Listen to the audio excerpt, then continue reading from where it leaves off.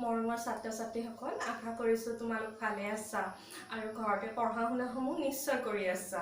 আজি মই তোমালোকৰ কাৰণে এটি নতুন পাঠ আগবঢ়াব ওলাইছোঁ, ষষ্ঠমান শ্ৰেণীৰ, আৰু পাঠটিৰ নাম হৈছে আমাৰ মৌলিক প্ৰয়োজনসমূহ।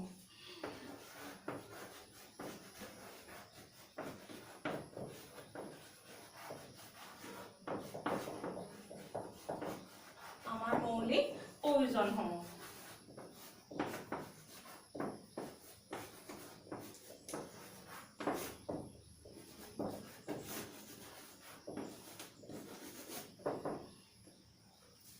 এই পাঠটোৰ অন্তত তোমালোকে জানিবলৈ সক্ষম হ'বা আমাৰ মৌলিক প্ৰয়োজনসমূহনো কি কি, আমাৰ কোনসমূহ প্ৰয়োজনক আমাৰ মৌলিক প্ৰয়োজন বুলি কিহৰ কাৰণে কোৱা হয়, আৰু আমাৰ প্ৰধান আহাৰ কি, উপ আহাৰ কি, ঠাই বিশেষে পৰিৱেশ বিশেষে কিহৰ কাৰণে মানুহৰ কাপোৰ কানি থকা ঠাই বা খোৱা লোৱাবোৰ বিভিন্ন ধৰণৰ হয়, এই বিষয়ে তোমালোকে জানিবলৈ সক্ষম হ'বা।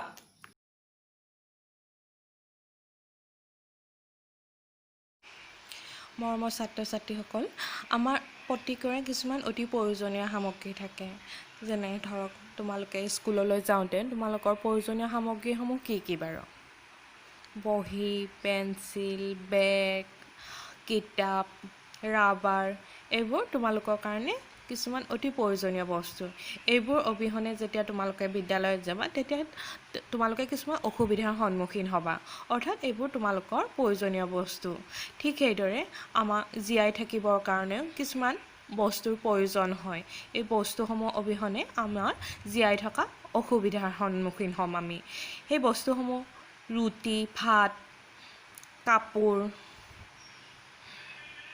কাপোৰৰ পিছত বাসস্থান, এয়া বাসস্থানৰ ছবি, লগতে কিছুমান অন্য বস্তুৰ প্ৰয়োজন হয়, যেনে ধৰক ফল মূল, হস্পিটেল বা অৰ্থাৎ চিকিৎসা সেৱা। জীৱন ধাৰণৰ কাৰণে অপৰিহাৰ্য এনে প্ৰয়োজনীয় বস্তুবোৰক মৌলিক প্ৰয়োজন বুলি কোৱা হয়। খাদ্য বা আহাৰৰ প্ৰধান উৎসসমূহ হৈছে শস্য, ফল মূল, মাছ মাংস, কণী, গাখীৰ, পানী, শাক পাচলি ইত্যাদি। আনহাতে সাজপাৰৰ উৎসসমূহ হৈছে কপাহ, এৰী, মুগা, পাট, ঊণ, সূতা, মৰাপাট ইত্যাদিবোৰ, যিহৰ পৰা আমি সাজপাৰসমূহ তৈয়াৰ কৰোঁ। আনহাতে বাসস্থানৰ উৎসসমূহ হৈছে গছ, বাঁহ, খেৰ, মাটি, শিল, বালি, লোহা, চিমেণ্ট ইত্যাদিবোৰ। এইবোৰেৰে আমি বাসস্থান তৈয়াৰ কৰোঁ। জীয়াই থাকিবলৈ মানুহক খাদ্য বা আহাৰৰ প্ৰয়োজন। আহাৰ বুলি ক'লে সাধাৰণতে গোটা আৰু জুলীয়া দুয়োবিধ আহাৰকে বুজোৱা হয়। শৰীৰৰ বৃদ্ধি আৰু পুষ্টিৰ বাবে আমি খাদ্য পানী গ্ৰহণ কৰোঁ। শৰীৰটোক সুস্থভাৱে ৰাখিবলৈ, কাম কৰা শক্তি আহৰণ কৰিবলৈ গোটা আৰু জুলীয়া এই দুয়োবিধ আহাৰৰে প্ৰয়োজন হয়। আহাৰ নোখোৱাকৈ আমি কোনোপধ্যে সুস্থভাৱে জীয়াই থাকিব নোৱাৰোঁ। সেইবাবে আহাৰক মৌলিক আহাৰ অৰ্থাৎ মৌলিক প্ৰয়োজন বুলি কোৱা হয়। আমি প্ৰত্যেক দিনেই বিভিন্ন বস্তু দিনটোত খাওঁ। এই বস্তুবোৰৰ কিছুমান আমি নিয়মীয়াকৈ খাওঁ। দুপৰীয়া, ৰাতি আমি যিসমূহ আহাৰ মূল আহাৰ হিচাপে নিয়মীয়াকৈ দুবেলা খাওঁ, এইবোৰ হৈছে মূল আহাৰ। আহাৰৰ উপৰিও আমি চিৰা, দৈ, লুচি, ভাজি ইত্যাদিবোৰ সময়ে সময়ে খাওঁ। এইবিলাক হ'ল উপ আহাৰ। ইয়াৰ উপৰিও চিপছ, চকলেট, চানাচুৰ আদি জুতি লগা বস্তু আমি খাওঁ, যিসমূহ আমাৰ শৰীৰৰ বাবে অপৰিহাৰ্য নহয়। এই বস্তুবোৰ বেছিকৈ খালে হয়তো আমাৰ শৰীৰৰ অপকাৰহে সাধন হ'ব পাৰে। এইবোৰ আমি উপআহাৰ বুলি কওঁ। মানুহে জীয়াই থকাৰ বাবে দিনটোত দুবেলা নিয়মীয়াকৈ খোৱা আহাৰক মূল আহাৰ বা প্ৰধান আহাৰ বুলি কোৱা হয়। ইয়াৰ পৰা আমাৰ শৰীৰে নিয়মীয়াকৈ শক্তি আৰু পৰিপুষ্টি লাভ কৰে। অঞ্চলভেদে মানুহৰ প্ৰধান আহাৰ ভিন ভিন হ'ব পাৰে। পৃথিৱীৰ যিবোৰ অঞ্চলত যিবোৰ খাদ্য সামগ্ৰী প্ৰচুৰ পৰিমাণে উৎপন্ন হয়, সেইবোৰ অঞ্চলৰ মানুহে তাকেই প্ৰধান আহাৰ হিচাপে গ্ৰহণ কৰে। উদাহৰণস্বৰূপে অসমৰ জলবায়ু আৰু মাটি ধান উৎপাদনৰ বাবে উপযোগী হোৱা হেতুকে ভাত মানুহৰ প্ৰধান খাদ্য। তেনেদৰে পাঞ্জাৱ, হাৰিয়ানা, উত্তৰ প্ৰদেশ, বিহাৰ আদিত যথেষ্ট পৰিমাণৰ ঘেঁহু উৎপাদন হয়। সেইবাবে সেই ঠাইৰ মানুহৰ প্ৰধান আহাৰ হ'ল ৰুটি। ভাত বা ৰুটিৰ লগত আনুষংগিকভাৱে যিবোৰ ব্যঞ্জন খোৱা হয় সেইবোৰো মূল আহাৰৰ অন্তৰ্ভুক্ত।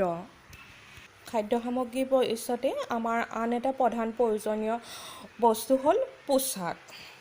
শীত, তাপ, ৰ'দ, ধূলি, মাটি আদিৰ পৰা ৰক্ষা পাবলৈ লজ্জা নিবাৰণৰ বাবে আমাক সাজপাৰৰ প্ৰয়োজন। আদিম মানুহেও জন্তুৰ ছাল, গছৰ পাত, বাকলি ইত্যাদিবোৰ পৰিধান কৰিছিল আৰু সাজপাৰ অবিহনে সভ্য জীৱন যাপন কৰা প্ৰায় অসম্ভৱ। সেয়েহে সাজপাৰক মানুহৰ মৌলিক প্ৰয়োজন বুলি কোৱা হয়। জাতীয় পৰম্পৰা, ভৌগোলিক অৱস্থান, জলবায়ু, বৃত্তি, সৌন্দৰ্যবোধ আদিৰ বিভিন্নতাৰ বাবে মানুহৰ সাজপাৰ বেলেগ বেলেগ হয়। সাজপাৰে মানুহৰ ৰুচিবোধ আৰু ব্যক্তিত্বৰো পৰিচয় দিয়ে। লগতে বিভিন্ন জাতি আৰু জনগোষ্ঠীৰ নিজ নিজ বৈশিষ্ট্যও প্ৰকাশ কৰে। অন্ন আৰু বস্ত্ৰৰ পিছতে আমাৰ আন এটি মৌলিক প্ৰয়োজন হ'ল বাসস্থান। হিংস্ৰ জীৱ-জন্তু, শীত, তাপ, ৰ'দ, বৰষুণ, শিলাবৃষ্টি, ধুমুহা, তুষাৰপাত আদিৰ পৰা ৰক্ষা পাবলৈ মানুহে পৰ্বতৰ গুহা বা গছৰ খোৰোঙত আশ্ৰয় লৈছিল। সভ্যতাৰ অগ্ৰগতিৰ লগে লগে মানুহে খেতি-বাতি কৰিবলৈ শিকিলে। ফলস্বৰূপে খেতিপথাৰৰ আশে-পাশে নিগাজিকৈ বসবাস কৰাৰ প্ৰয়োজনীয়তা আহি পৰাত মানুহে আশ্ৰয়স্থল বা ঘৰ সাজি থাকিবলৈ লয়। বাসস্থান আৰু ঘৰবোৰে মানুহক প্ৰাকৃতিক বিপদৰ পৰা ৰক্ষা কৰি আশ্ৰয়, নিৰাপত্তা আৰু বিশ্ৰাম প্ৰদান কৰে। সেইবাবে বাসস্থান বা ঘৰক মানুহৰ মৌলিক প্ৰয়োজন বুলি কোৱা হয়। আৰু সামাজিক পৰিৱেশৰ ওপৰত নিৰ্ভৰ কৰি মানুহে বেলেগ বেলেগ প্ৰকাৰৰ ঘৰ সাজে। উদাহৰণস্বৰূপে, জলমগ্ন বা হ্ৰদ থকা অঞ্চলত মানুহে নাৱৰ ওপৰতে ঘৰ সাজে। এইবিলাকক নৌকাগৃহ বুলি কোৱা হয়। কাশ্মীৰৰ ডাল লেক মানুহৰ এনেকুৱা নৌকাগৃহ ব্যৱহাৰ কৰা দেখা যায়। টুণ্ডা অঞ্চলৰ এস্কিমোসকলে বতাহৰ পৰা ৰক্ষা পাবলৈ বৰফৰ টুকুৰাৰে ঘৰ সাজি লয়। এইবোৰক ইগলু বোলে। উত্তৰ-পূব ভাৰতৰ পাৰ্বত্য এলেকাৰ লোকসকলে সাধাৰণতে বনৰীয়া জীৱ-জন্তু, সৰীসৃপ আদিৰ পৰা ৰক্ষা পাবলৈ চাংঘৰ সাজে। শেষত আমাৰ মৌলিক প্ৰয়োজনসমূহ নামৰ পাঠটোৰ পৰা আমি শিকা প্ৰধান কথাকেইটা হ'ল: জীৱন ধাৰণৰ বাবে মানুহক বিভিন্ন বস্তুৰ প্ৰয়োজন হয়। আহাৰ, সাজপাৰ, বাসস্থান মানুহৰ মৌলিক প্ৰয়োজনীয় বস্তু। মৌলিক প্ৰয়োজনসমূহ পূৰ কৰিবৰ বাবে মানুহ সদায় প্ৰকৃতিৰ ওপৰত নিৰ্ভৰশীল হৈ আহিছে। দেহৰ শক্তি আৰু পৰিপুষ্টিৰ কাৰণে খাদ্য অপৰিহাৰ্য। শীত, তাপ, ৰ'দ, ধূলি, মাকতি আদিৰ পৰা ৰক্ষা পাবলৈ আৰু লজ্জা নিবাৰণৰ বাবে মানুহে সাজ-পোছাক পৰিধান কৰে।